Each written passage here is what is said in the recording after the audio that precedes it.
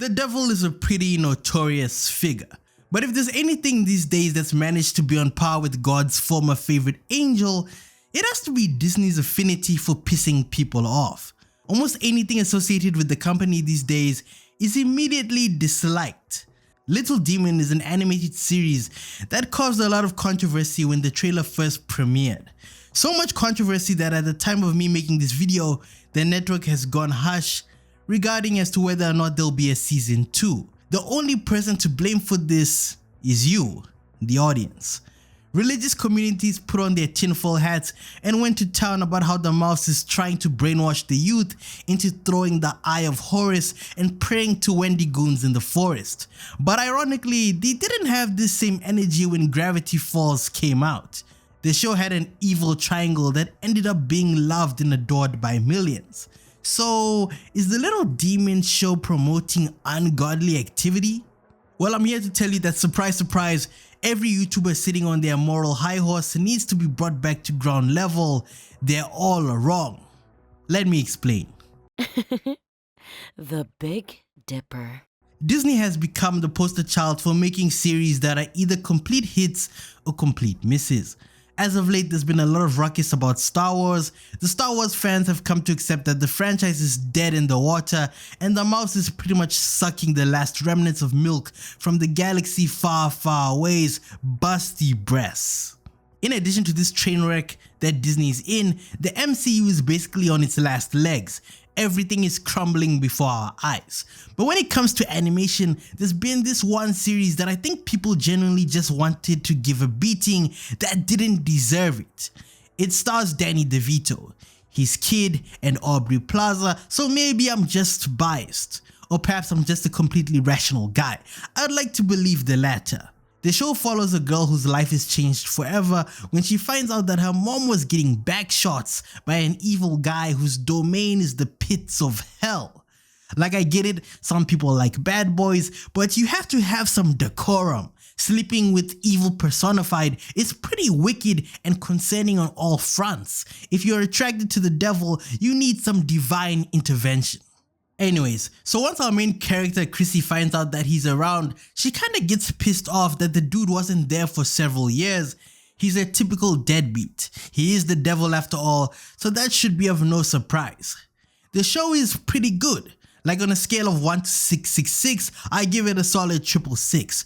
But of course, pastors everywhere and pastors' daughters were throwing a tantrum.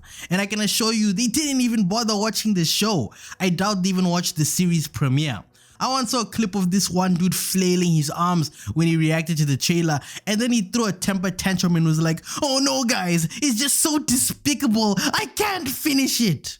It's just pixels, bro, it's not that deep. Now you might be wondering, so what makes this show so good? It's not that good to the point where you'll be on the edge of your seat waiting to see what happens in the next episode. You'll just be like, oh, okay, this is interesting. This is unorthodox, no pun intended. It's new, it's basically a serialized goofy movie, except the show has a character voiced by Aubrey Plaza. I can't name anything with her in it that's bad, let's just be honest. It's a coming of age story, except her boy best friend is kinda slow. The first season comprises of 12 episodes, each spanning 20 or so minutes. Every episode is the cliche bizarre plot, and then there's somehow a resolution, even though this show's level of obscurity even rivals that of regular show. It's good, trust me. I low-key feel like I should be paid by Hulu and FX for glazing this show this much. But hey man, sometimes you gotta glaze for the love of the game. Coming of age stories are all identical for the most part. The first episode literally moves to the second beat of the story because Chrissy, our main character, sheds first blood.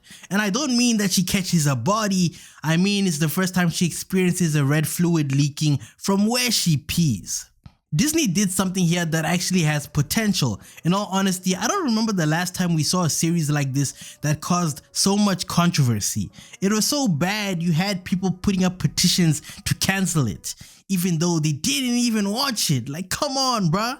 It's been a while since we've seen a show that tackles a dysfunctional animated family from this type of approach. Like, I get it, Morty's dad is completely useless, Bart's dad is a plant worker with barely any hair, Tina Belcher's dad is a weird guy who somehow manages to run a burger joint. The point is that they're pretty shitty fathers, but Chrissy's is actually a sleazeball. As in, that's the whole point of his character, but even the devil is trying to redeem himself. Somehow. At first I thought our main character wouldn't be able to deliver. I thought, meh, this is just nepotism, but her performance is pretty convincing. The entire time I actually thought she's maybe no older than like 25. Turns out at the time of me recording this, she's pushing 50. She's basically a cougar pulling off a middle schooler. That's pretty weird to me, but I'll let it slide. With every episode I'm like, huh? Okay, so this is what it's like when your dad is the devil. I don't know if him being the devil is supposed to be a metaphor for bad fathers all around the world, but hey man, it works. There's Laura. Laura is this jacked woman with tattoos that clearly has a drinking problem and likes spreading her legs for toxic guys, kinda like someone I know. And then there's her best friend Darlene. Darlene is clueless. She's just that one character that's there for comic relief. She's sometimes she's annoying, but that's what makes Darlene Darlene. We all know a Darlene in real life. Then there's Chrissy's best friend, who's that one friend of color, Ben again. He's misunderstood. Matter of fact, he doesn't really understand himself either. There's a whole arc in the first season about him having body dysmorphia. You see, Disney isn't that bad. They're trying to help the kids and tell them bodies come in all shapes and sizes or something. But the best character in this entire show is this bootleg gremlin looking ass creature that's been pulled from The Hobbit. He's basically this show's Roger from American Dad. There's a bunch of characters in this show that meet the stereotypical archetype of almost any person you'd find in a sitcom. But then again, at the same time, they're not that. You just have to watch it in order to get what I'm saying. So check out the show, it's good, it's cool. This show is made for audiences over the age of 18. There's a whole episode where there's this weird underwater lesbian scene that looks like it was inspired by a Mia Khalifa compilation. Now I know some of you 16-year-olds watching this are getting excited. If there's one thing I'm sure Disney has learned by now, it's that audiences are like Latinas. They're hard to please. I would try and stop you people who are underage from watching it, but I know the more I encourage you to stay away, the more you'll want to watch it. So fine, go on ahead, you filthy degenerates. Go and have a blast. Bye.